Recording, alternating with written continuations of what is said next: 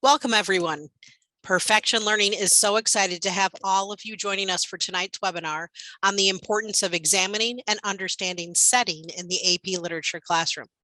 It is my pleasure to introduce our expert and teacher for this evening, Dr. Brandon Abdon. Brandon comes to us with over 20 years of experience in the classroom, including 12 years as a high school English teacher, as well as many years as a professor of English and education, and time as a curriculum developer and instructional coach. In addition to his time in the classroom, Brandon has more than 10 years of experience as a consultant and formerly worked as the lead director for the International Advanced Placement Program at the College Board. Brandon is a collaborator on a number of projects to support English teachers and their classrooms, including the Mosaic Slow Conference Project and the Garden of English. But Perfection Learning's personal favorite credential on Brandon's resume is that he is also the senior author of Perfection Learning's AP Literature and AP Language AMSCO coursebooks. Throughout the webinar this evening, please put any questions you have in the Q&A tool. Brandon, thank you so much for being here tonight to share your knowledge, and I'm now going to pass it over to you.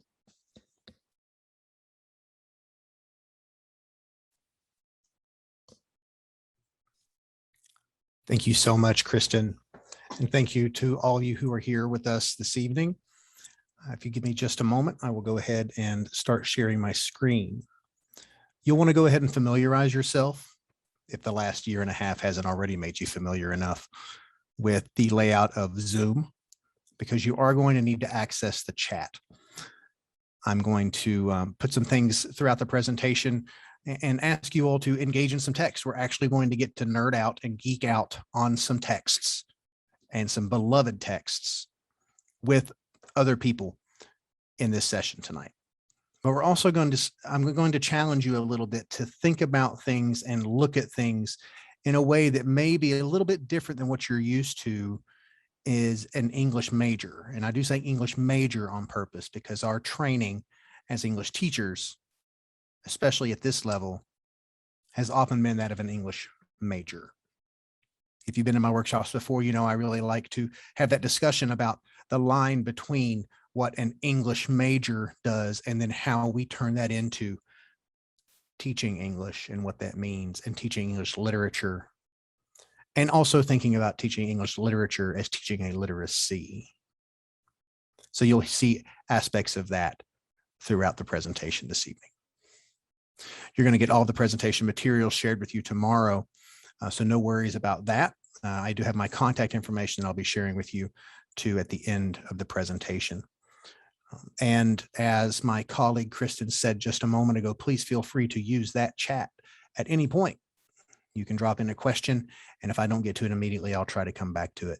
Our goal is to leave 10 or 15 minutes for some questions and things at the end.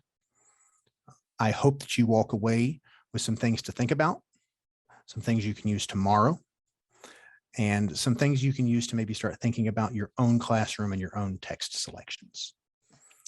So I'm going to begin presenting, so give me just a moment, please.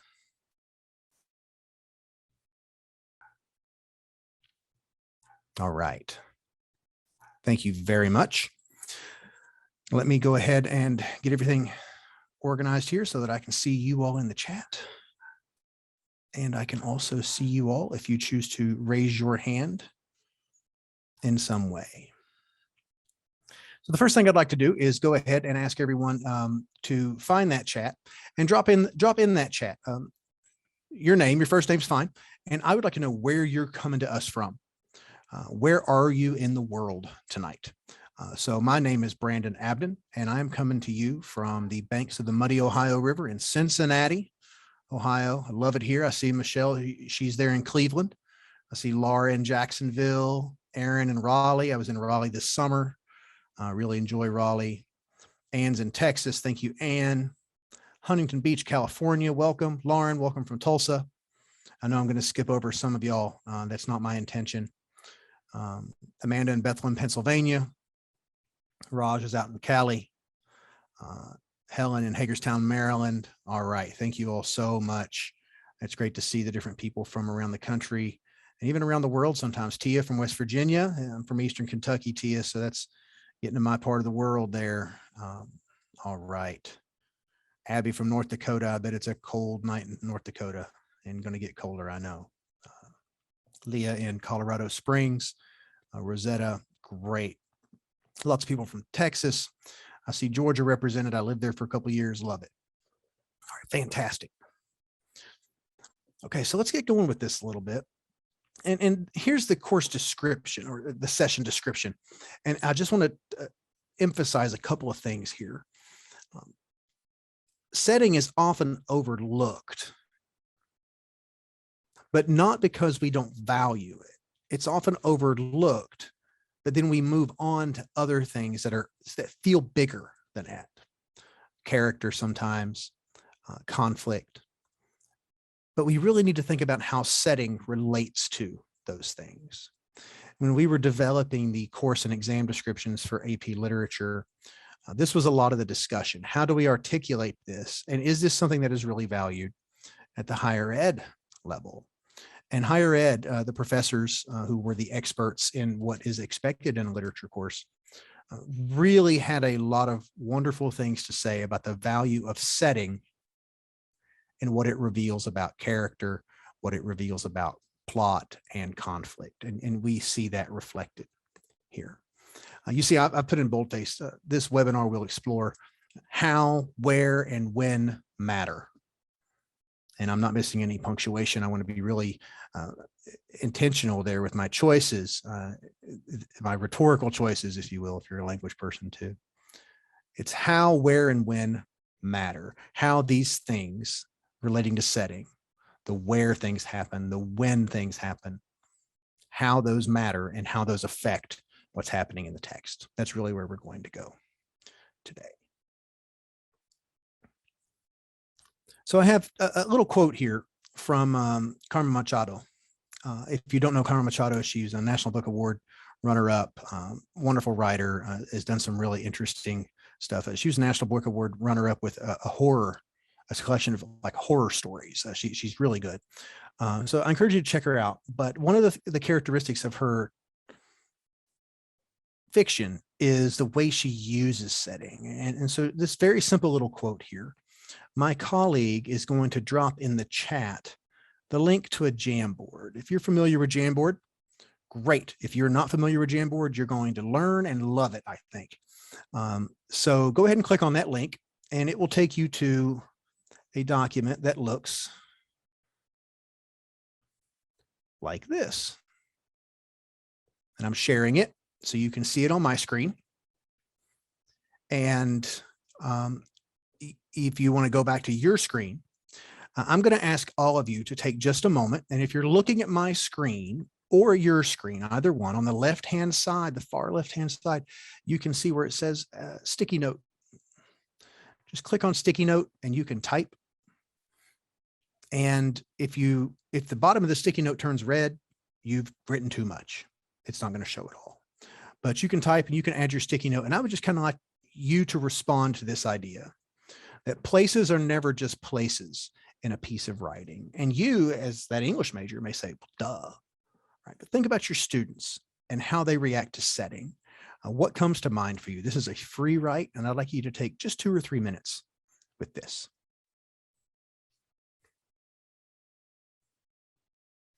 Again, grab your Post-it from the left-hand side and stick it on the page. So I'm going to kind of narrate through some of these after I've given another 2 or 3 minutes, another 2 minutes or so for people to post. I see a couple of them already popping up. If you know you've saved one and it has disappeared, it's probably hidden under someone else's. We can move them if we need to. For instance, I'm uncovering a couple right now.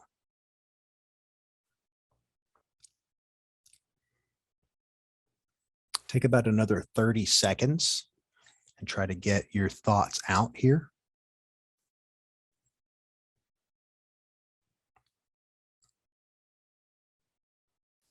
And if you're just joining us by chance, the link is in the chat. I will go ahead and repost it. Or try to. I'll ask my colleague to repost it if she would. And we are reacting to the quote on the first page of that Jamboard. All right. So as we wrap up a couple things here, and we do have a couple Post-its who are hiding other Post-its. It just happens here sometimes. So feel free to move yours around. I'd like you to take some time and look at what some other people have written here. And I have my laser pointer, so you'll know where I am. I'm particularly fond of this one about Charleston, South Carolina. I love Charleston, South Carolina. You know, it's a great food town. I know Lords of Discipline is a good book, but it also, this makes me think about Midnight in the Garden of Good and Evil and Savannah. And the first time I visited Savannah and saw that fountain and places and how it affected me viscerally as a reader and lover of that book. But also you think about Midnight in the Garden of Good and Evil, that is the setting. That is, I mean, midnight, the Garden of Good and Evil. I mean, it's a setting is the title, and I love that. And sometimes those things are too easily overlooked. I'm a classics person, so I appreciate the island of Crete reference with King Minos. Very cool. I like this. That setting can be a conflict in and of itself for a character to overcome. Absolutely. We'll look at that and think about those sorts of things too. A couple of other things here. Just go ahead and take a look at what your other colleagues have said.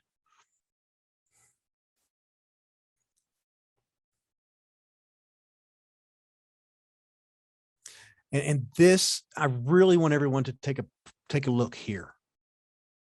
I'm going to make this Post-it larger. And I promise I didn't write this, nor did I ask my colleagues to write this. We haven't planted this. It says, setting is most of my strugglers. I assume this means struggling students. To most of my strugglers is just time and place. It's the little baby definition that doesn't mean much to them. I would love to share this quote with them. And certainly you're welcome to share this quote. But we know, you probably know this about kids, you can't tell them nothing. They have to see it matter. They have to see it work. And so we're going to look at a very, very famous text here in just a moment as an example and see how setting plays out as important. And it illustrates that it's not just about time and place, but that the time and the place help shape what's happening in the text. And so I can tell by most of your all's responses here that none of this is new to you. You know this, you get this. You might be really, really strong at teaching this. That's great. But I've learned in my time as a teacher, in my time as a professor, and in my time as a teacher coach, that so often we, and I say we as teachers, because I do it all the time too. I did it today when I was talking to another teacher. I realized, oh, I'm assuming something and it's my fault, not her fault. But we assume that people, students, are going to think like we do, or that things click in the same way. Well, sadly, most of them aren't going to be English majors. I think many of you probably know that. And there's something about us and our experiences as literate people that encouraged us to go and become an English major or an English teacher if we weren't English majors. So part of our job is having to think back about how we think about things and what makes us successful, and then how we teach those things. So we realize these wonderful things about setting, but how do we back up and almost do a meta on what we realize and help students realize that too, not just telling them, helping them to see it in the text. So before I transition over to the text itself, I'm going to switch back to the slides here. We'll come back to the Jamboard in a moment. You're going to want to make certain that you keep that Jamboard available. And I know my colleague, Rebecca, will drop it back in the chat when it comes time. Please forgive my errant comma over here, by the way. But before I move on to the text, I want to say this. I'm going to use a text that's very popular, but I in no way want to say that this has to be about this text. This is not This session is not the title of the text or setting in the title of the text. I'm simply using this text to model this process of thinking and these different ways of looking at of setting, of looking at setting as illustrated in the course and exam description with College Board. So you may be familiar, you should be familiar with the College Board Advanced Placement Course and Exam Design or Course and Exam Description Binder, or the PDF. In that PDF,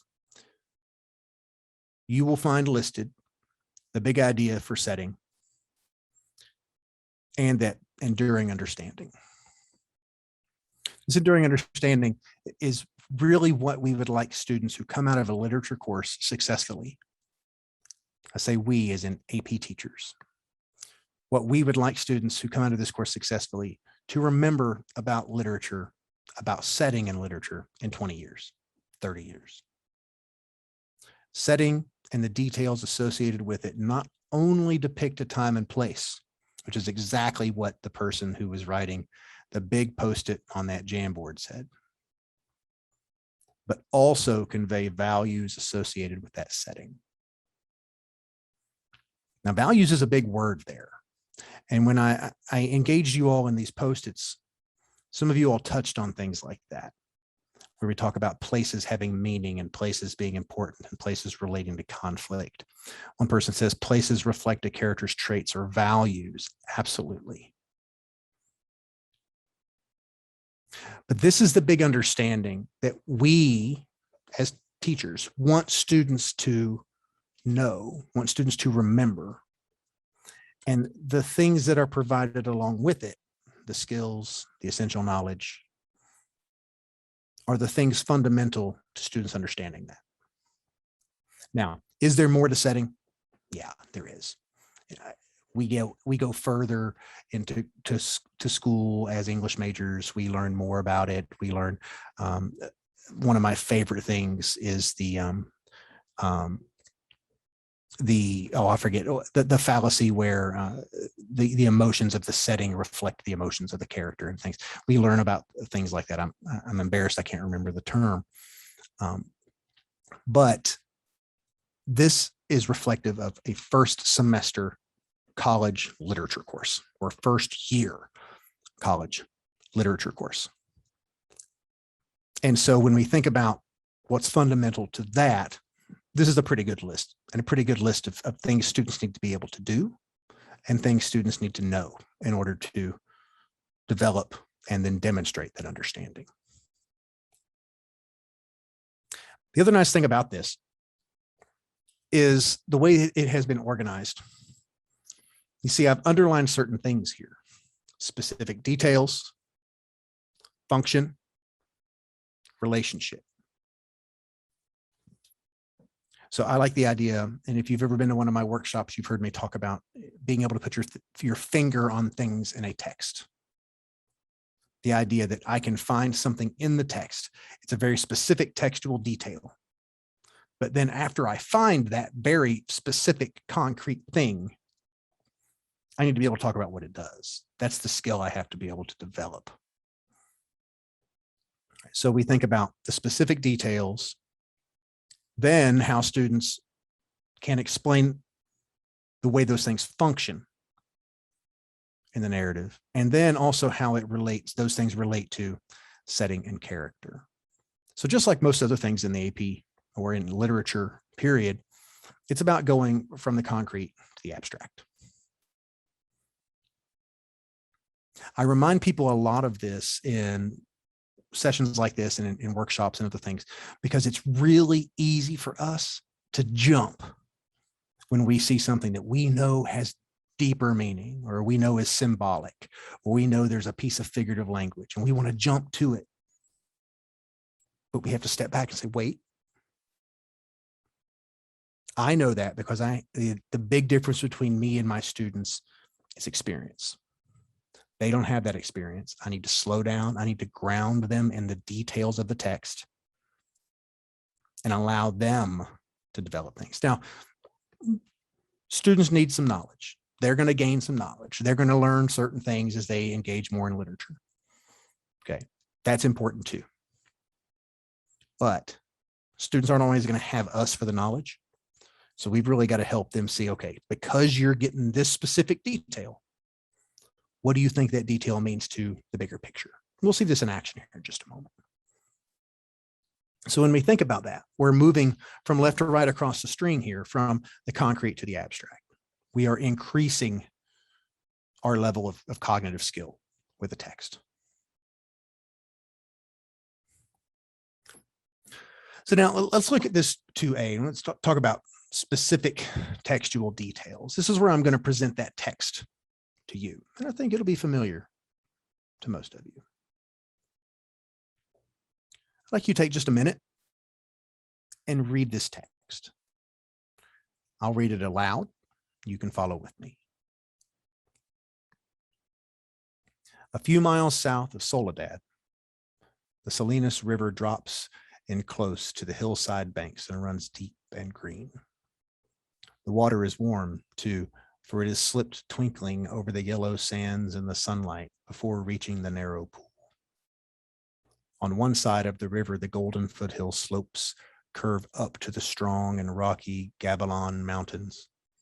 But on the valley side, the water is lined with trees, willows fresh and green with every spring, carrying in their lower leaf junctures the debris of the winter's flooding, and sycamores with mottled, white, recumbent limbs and branches that arch over the pool. On the sandy bank under the trees, the leaves lie deep and so crisp that a lizard makes a great skittering if he runs along them. Rabbits come out of the brush to sit on the sand in the evening, and the damp flats are covered with the night tracks of coons and with the spread pads of dogs from the ranches and with the split wedge tracks of deer that come to drink in the dark.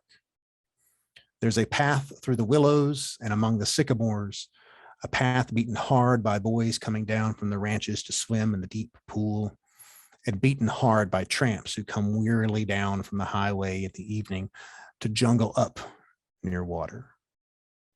In front of the low horizontal limb of a giant sycamore, there is an ash pile made by many fires. The limb is worn smooth by men who have sat on it. All right, so if you're not familiar with this, or you haven't guessed where it's from yet, I'm going to ask one of you to go ahead and drop it in the chat if you recognize it. The Bison Man, right? Very good. Yeah, I see some people excited about that. Very good. It's the first 2 paragraphs of that first chapter of Mice and Men. And so if we think about the setting includes the time and place during which the events of the text occur. Sure. Setting includes the social, cultural, and historical, situation during which the events of the text occur. I'd like you to use the chat and look back in here and tell me what is conveyed or revealed about this setting. And I want you to stick to the text. Don't tell me anything that isn't in the text. I want you to be able to put your finger on it. What do we know? What is conveyed or revealed about this setting?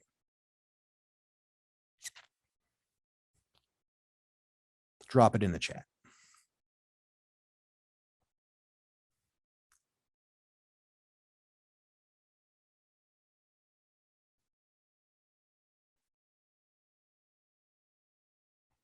Okay, Helen, thank you. So Helen, I'm going to ask you to go ahead and drop in the chat and add to that. You say it seems to be a place. What things in the text tell you that? Give me some of those details. There's a river with mountains on one side and the valley on the other. Right, so we've got river, mountains, valley. Okay, high, flat. Oh, okay, interesting. Lots of life, bright colors. Yeah, I can put my finger on all those things. Shared space with animals, great. Men use this space, but nature is the predominant force in these paragraphs. Right. Okay, Helen, thank you. Many boys came down the path to it. Young men jungle up there. Great, great. So we're putting our finger on those facts in the text. Great, great, great. Get stuck on the path from one place to another, beaten hard by it. Yep. Okay, countryside and limited population. Great. I see details relating to that. Good. So let's think about this next question here. What are some details we are surprised to see or curious about why we need them?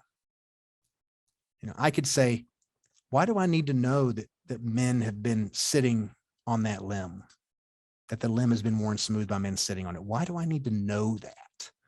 All right. So I'm curious about why that's given to me. What else? The lizard skittering. I like that, Catherine. Nice. Helen, surprised by the tracks of the animals. Yeah. Tramps. Jesse, nice. Tramps. Kids may not know what a tramp is, or a tramp means something different today than it did then, right? Ash piles, the mottled sycamores, right? Why many fires? Yeah, that phrase jungle up near the water, it's striking to me. Okay. Swim in the dead pool. Oh, there you go. Okay. So y'all are putting your finger on some things that seem curious or something that's kind of surprising. All right. So now let me ask you a non-question in a way. What don't we know about this setting? That's a tough question, much tougher than it sounds. What don't we know about this setting? Anything? What details aren't given to us? We don't know why it's important in the story, right? We don't know why it matters or for whom. And there's no time given here. Yep. Yeah, we don't know the season. It's weird because there's the green and the lushness, but then there's the leaves. I can't tell if it's spring or fall. That's right. Yeah, we don't know relationship between characters and setting yet. Yeah, great. We aren't even close to that yet. Great. All right. So what we're starting to do here is focus on textual details. We're not even going to talk about why those details matter yet. Some of us started to do what I call the English major thing, where we say, well, I think it means, or it represents this, and we just got to stop ourselves, because we've got to teach kids and in a way remind ourselves to slow down and refocus on things that are here. So I'm willing to bet that every one of you, when I said I want you to post something that is conveyed about the setting, you went back and reread parts of it. There's no way you could remember everything that we had read. You had to go back and look at things and reread, right? Lots of your students think that you're so magic, you never have to reread things. And so that's something we need to instill in our students. Give them time. Hey, I'm going to give you 2 minutes to go back and look at the text and find something before I let anybody speak. Because the number one kid that gets knocked off their horse is the kid who struggles as a reader when 2 or 3 other kids start talking out immediately because they're faster readers or they picked up on things a little bit more quickly than the other kids. Okay. Yes, Cecilia, I like what you say here. Reread and reflect and give that time. I'm going to go ahead and say this to a room full of literature teachers. I think the worst thing we can say sometimes to kids is, okay, what do y'all think? Because right after we read something, because they haven't had time to process and think about what's there. Okay, let's move on. We'll see some similar things repeated as we work throughout this. Okay, so now I want to ask you, what ideas do we see suggested here? I'm looking for abstract nouns. So somebody has already said comfort up above, so I could easily say comfort. I see peace. Interesting. Lauren says work and Catherine says peace. Okay, those things don't necessarily seem opposite to me, but they're not synonymous either. Okay, I see symbiosis.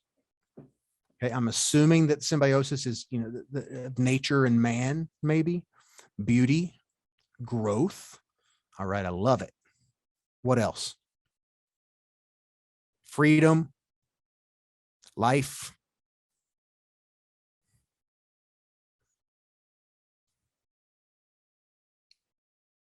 Responsibility, transience. I don't know if you spell it that way either. It's good thing, but I get it. Doesn't matter if you see, community. All right. Listlessness. Oh, I like that. So what's really interesting is the way different people here are seeing different connotations of ideas, period. Okay, so let me ask you to do this real quickly. This is going to give you, I'm going to give you about 30 seconds to go back and look. And I don't want you to type anything in the chat yet. I want you to look first and find something, and then I'm going to ask you to put something in the chat.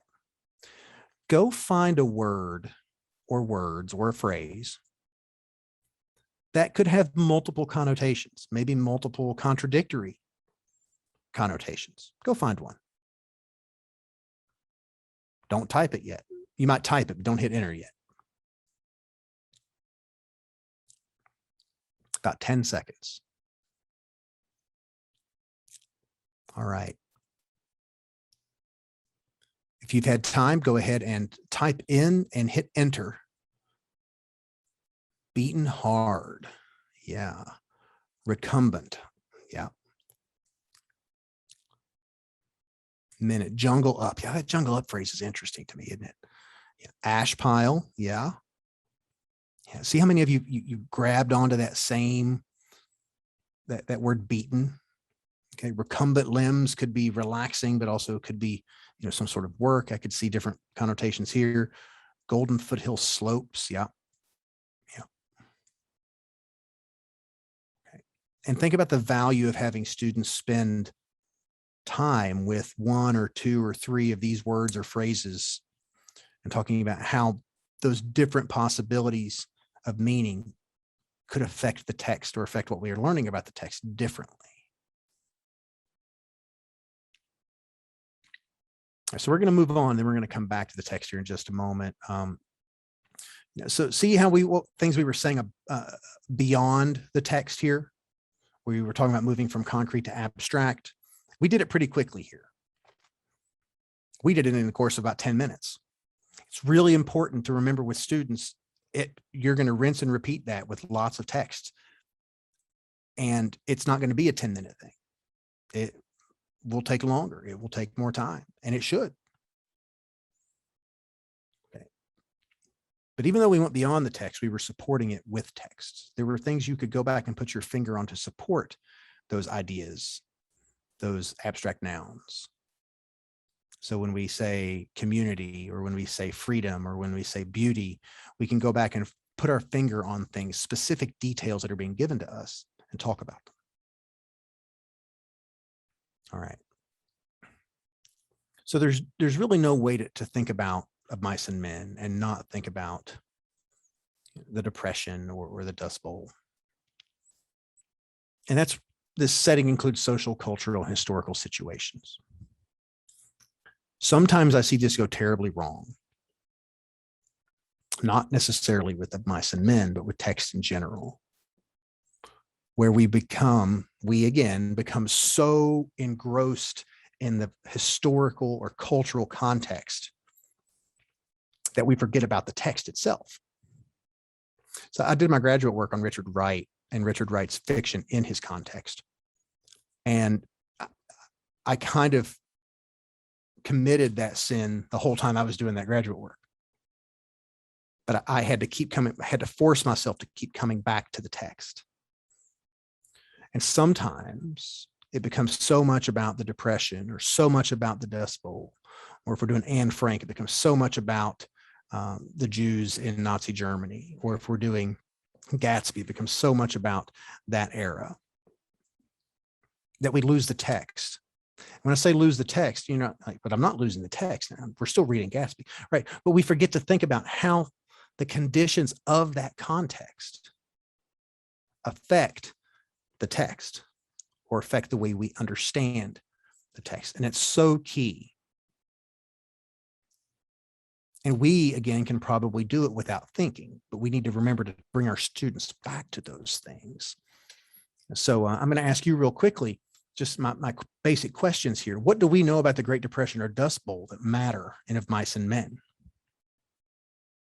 Okay, or how might those conditions affect what happens in the text? Okay, go ahead and drop something in the chat when you've had a few seconds to think about those questions. It may seem obvious, but I want to make sure we're articulating how those conditions affect the text.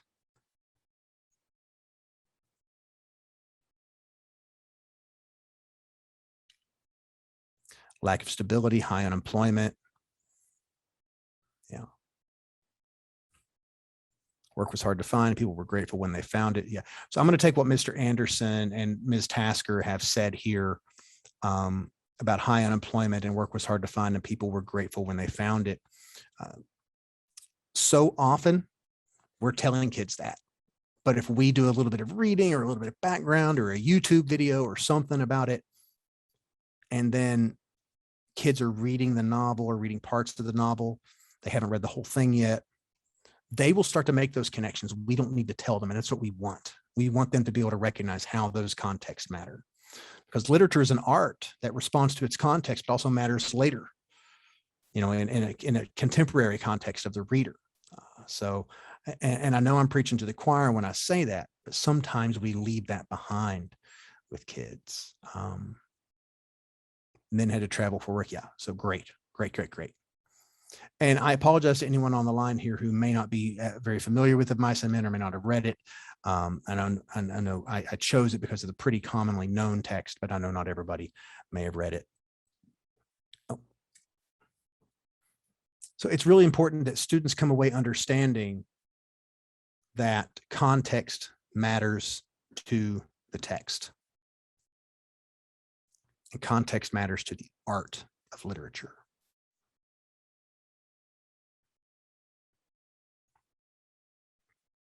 So now if we think about 2B, all right, explain the function of setting. We're not going to read the whole passage again. We've already read it once. But I want you to think about this. How does this feel? And what words and their connotations suggest those feelings? We're going to talk about mood here. And I'm giving you a definition of mood up here in the top left-hand corner because it's really important. All right, and some of you have already articulated mood on the Jamboard work earlier. That's awesome. Mood and tone are so often connected was the wrong word, are so often mistaken for one another, and they are not the same thing, though they might be related. But go ahead and take a moment, reflect back on the text. This is the exact same text. And tell me, how does this feel? Okay, Pamela, I really appreciate your note here to say safe. Okay, relaxed. All right. Peaceful. Be careful. Don't let what you know of the rest of the narrative sneak in here, everyone. Dreamlike.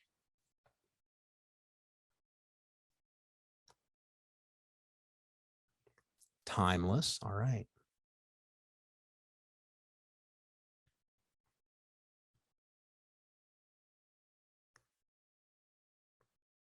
Yeah, it feels sacred to you. Okay.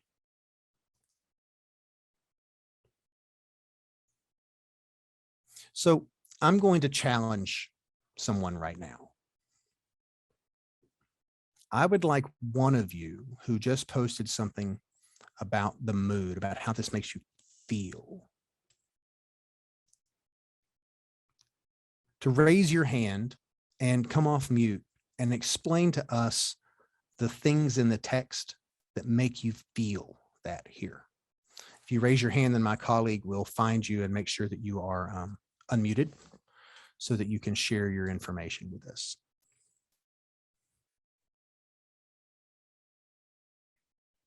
All right, it looks like Catherine is raising her hand.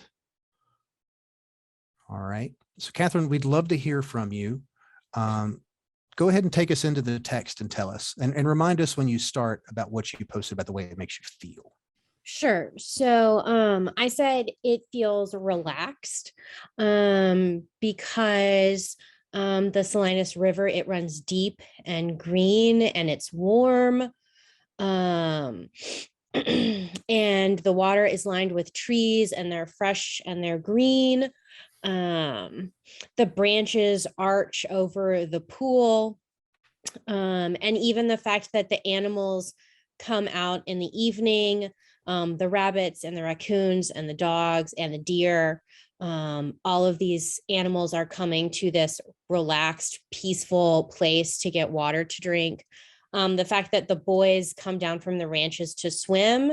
So the fact that they, have fun, it's a place to cool off, take a break from work. But also the fact that the tramps can come here from the highway in the evening. Again, it is a place to relax, a place to sleep. Right. So, So Catherine, I think stay here, stay unmuted for Sure. me. So I think you've done a wonderful job of pulling different parts of the text that say that. And so my next steps, and I'm not going to ask you to do this, but our next steps would be for students to explain, how do these things relate to feeling relaxed? And a lot of us would say, sometimes it feels obvious, or students will say, well, you'll just get it. And we don't in our essays. But so Catherine, I'm going to put you on the spot now. Sure. And I know this scares you. But why do these two paragraphs making us feel relaxed matter for what's coming next in the rest of the novel? So are you asking me to also talk about what I know is happening in the rest of Yes, the novel? Okay, please. cool. I just want to make sure. Well, the fact that I know that Lenny and George's life is not relaxed, and they live in a great deal of, well, maybe I should say George lives in a great deal of uncertainty. Because Lenny, we know, that's not really his pay grade. And so this sort of natural setting contrasts starkly with the ranch that they work at and all the things that George worries about, and making sure everything goes well so that they can keep their job. And also, it kind of is George's dream in a way, because he wants that place of their own, where they can be relaxed, where they can be safe. And I'm so glad. And I promise y'all, I've never met Catherine. I don't know who she is. If Catherine walked in the room right now, I wouldn't know her from Job. But Catherine, what you just said about George's dream, I mean, look right here. Here's our rabbits. Our rabbits come out of the brush to sit in the sand. And I mean, this literally is George's dream. Well, I just used literally wrong in a room full of English teachers, so forgive me, y'all. But so thank you, Catherine, for letting me pick on you a little bit. I think you've really helped me illustrate my point here and created a segue for me too. So thanks so much. So now, y'all, I want you to look at this. These are the first few paragraphs of the last chapter. I'm going to read them aloud. The deep green pool of the Listlessness River was still in the late afternoon. Already the sun had left the valley to go climbing up the slopes of the Gabalon Mountains, and the hilltops were rosy in the sun. But by the pool among the mottled sycamores, a pleasant shade had fallen. A water snake glided smoothly up the pool, twisting its periscope head from side to side, and it swam the length of the pool and came to the legs of a motionless heron that stood in the shallows. A silent head and beak lanced down and plucked it out by the head, and the beak swallowed the little snake while its tail waved frantically. A far rush of wind sounded, and a gust drove through the tops of the trees like a wave. The sycamore leaves turned up their silver sides. The brown, dry leaves on the ground scudded a few feet, and row on row of tiny wind waves float up the pool's green surface. As quickly as it had come, the wind died, and the clearing was quiet again. The heron stood in the shallows, motionless and waiting. Another little water snake swam up the pool, turning its periscope head from side to side. What's happened here? Use the chat and drop it in there for me. What has happened to our dear, comfortable, hopeful, familiar, dreamlike, peaceful, relaxed, safe setting?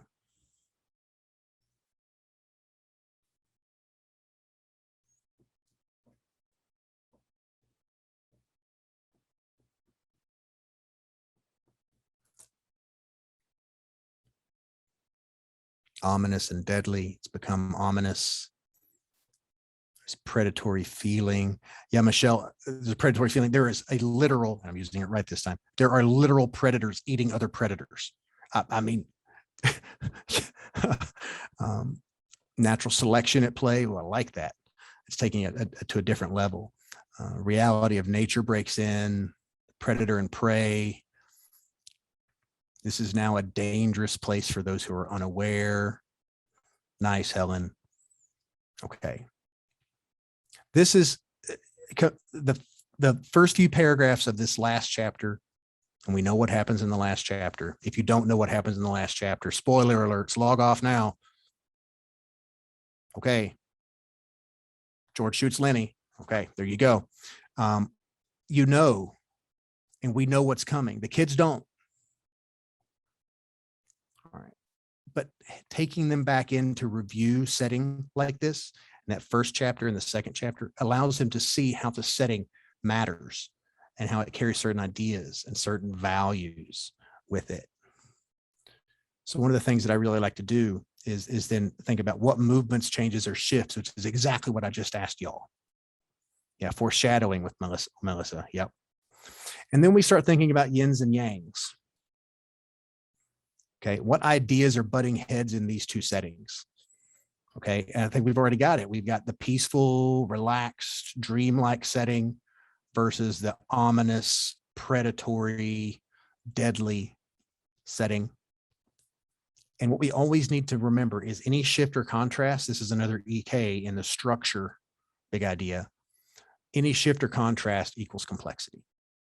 Butting heads here, you know, and that brings us to conflict as well and values.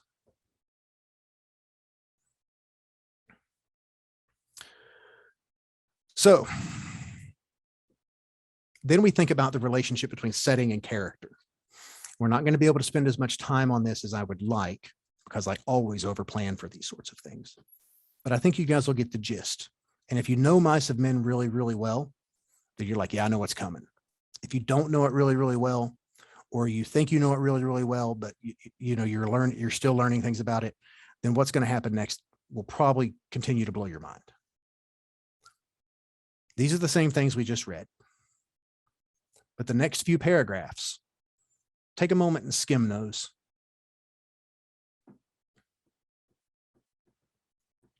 So what we see happening now is at the beginning, we're given this setting and we're introduced to these two people walking together. They both wore black, shapeless hats. Sorry, both wore black, shapeless hats, and both carried tight blanket rolls slung over their shoulders. Okay, versus the second here, the last chapter, it's just Lenny. George shows up later. So we see that separation. All right, I see Pam, you've jumped way far, and I agree with you. I can see Lenny as the rabbit moving around, things like I could totally see it. Right. That's something I would not drop on my students. Say, I think Lenny's the rabbit. I don't think you would either, Pam, with what you're saying. But that's when I immediately lose some kids are like, this is crazy. There's no way. That's dumb. Okay. But that's not what, Pam, you're saying. I don't think you would drop it on the kids either. We're having an English major conversation, and I can totally see what you're saying there with that. But not only do we see this move from that comfort, from that relaxation, we see it move from friendship to separation with that ominous, deadly change. And as somebody said above, it is a clear juxtaposition of the setting. But my students ain't going to get nothing if they just say the setting's juxtaposed. They have to be able to say why. What is it revealing about the characters? And ultimately, what is it saying about the complexity of the text?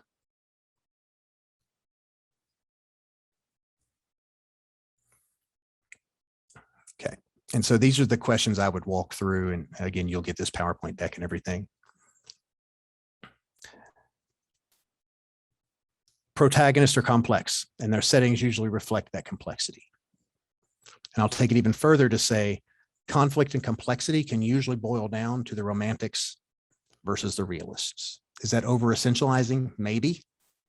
But for kids who struggle with texts, if they know there's usually a romantic and a realist, and you talk about what a romantic and realist means, then you can you can help them begin to see that complexity. In this case, I would say that the first chapter is the romantic chapter and the last chapter is the realist chapter. The things that have to happen for that beautiful nature to continue, things have to die. Whereas I'm not going to tell my kids that. I want to get them there, hopefully, with that. I'm going to provide you this table that kind of walks through the questions for each of the different skills. Even though this is focused around AP literature, I think you can see it's not just about AP. This is the way you're going to get kids at all levels to move from concrete to abstract. And I like these in short kind of statements here too. Details carry connotations. Multiple settings are often yin yang, and characters often are their setting. So when you said he is the rabbit, or he is becoming part of the setting, I'm right there with you, Pam. One other thing I wanted to give you here was considering setting with texts in your class. And really the three big things to think about with setting are the novelty of a setting versus the familiarity of it. These are on a continuum. The more familiar students are with it, the more comfortable they'll be. Okay, the more novel it is, the more unfamiliar it will be to students. And it's all going to depend on the world building and the specific details. So all the details and specifics given in that relate to that world building of that novel setting, versus when we're looking at something familiar, we may start to make assumptions about it, but the details that are given to us help us focus on what is valued here. And I could do another 2 hours. We could look at different texts with just this and see how it plays out different ways. Just as an example, I'm going to show you all, I think a lot of you are familiar with the Landlady poem. And this looking at setting and how setting matters totally plays out in this poem as well.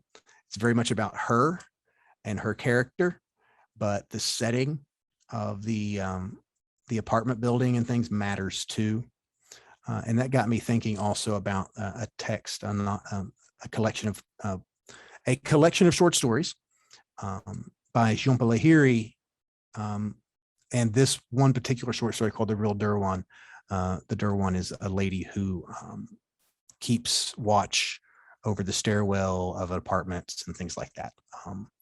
So this would be an easy breakdown of looking at setting and what setting is valued and what we learn about characters and things like that. So with that, I thought it would be fun while people are asking questions. If you want to go back to that Jamboard, we didn't get to this, but I have on these 2 slides on the Jamboard, you can navigate it at the top. I thought it would be interesting for some of you to drop in some texts or some characters. So when I say multiple settings are often yin and yang, so maybe you're thinking, oh, well, this book plays that out, or this short story, or this poem.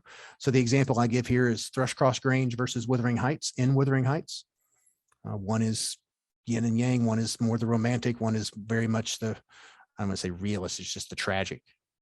And then the other one is characters often are their settings. And the example I gave for this one was Victor and the Creature, both of those characters in the Arctic in Frankenstein, because I both see them as desolate, cold, hopeless characters by the end. So if you want to go to that Jamboard, that link is in the chat. You can drop in some of your own examples. That'd be great. I'd love to see them. Otherwise, I would love to know if you all have any questions. You can drop them in the chat, or you can just raise your hand and my colleague will be certain to unmute you.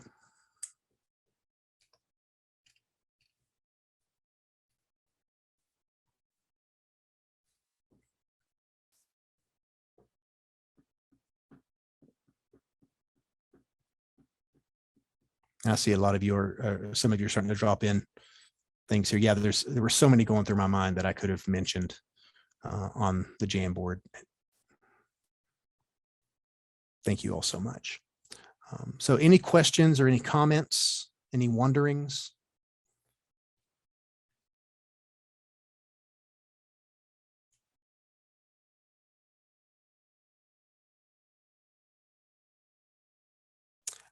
Hi, Michelle. Yes, we are going to be doing other webinars. Just look for those announcements. And I think since you registered for this one, you will get an email that is notifying you of others as well. So I think we're going to try to do these monthly, working through. Yeah. I'm going to drop my email in the chat. You're welcome to reach out to me if you guys have any direct questions. I love talking about these things. I try to make time weekly to have office hours for teachers coming out of these workshops. So I do see a Q&A question here. Let me open that. Oh,